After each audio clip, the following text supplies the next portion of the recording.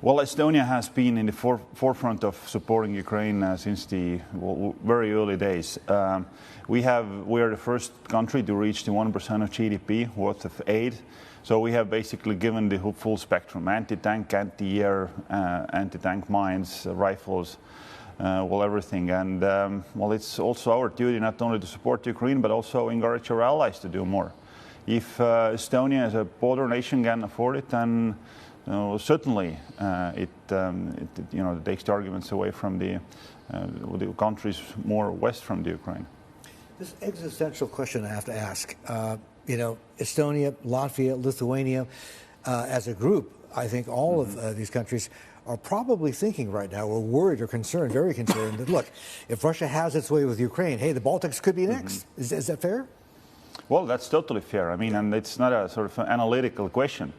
Putin Russian regime has made this clear. They already did it at the end of 21. They submitted papers to NATO and to US saying that their strategic goal is to push back the NATO to the 97 borders, meaning that all the 10 Eastern European nations should be taken off from NATO's umbrella. And clearly, no matter how we call it, but it means that the way Russia sees is that Baltics and the eastern sphere of Europe, including Finland and Sweden, belong to their sphere of influence. But as aggression as a tool, this sphere of influences needs to be abolished.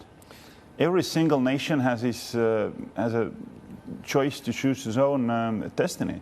Every single country need to have a liberty to self-fulfillment in this world. That's what's at stake there, and that we cannot forget.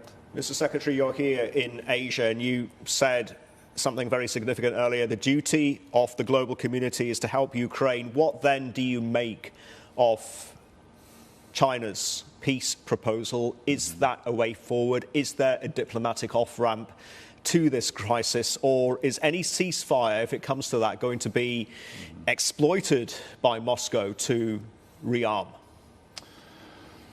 I think exactly what you said.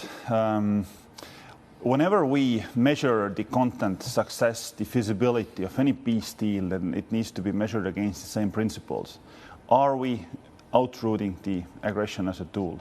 Are we honoring the territorial integrity and sovereignty of our independent nations?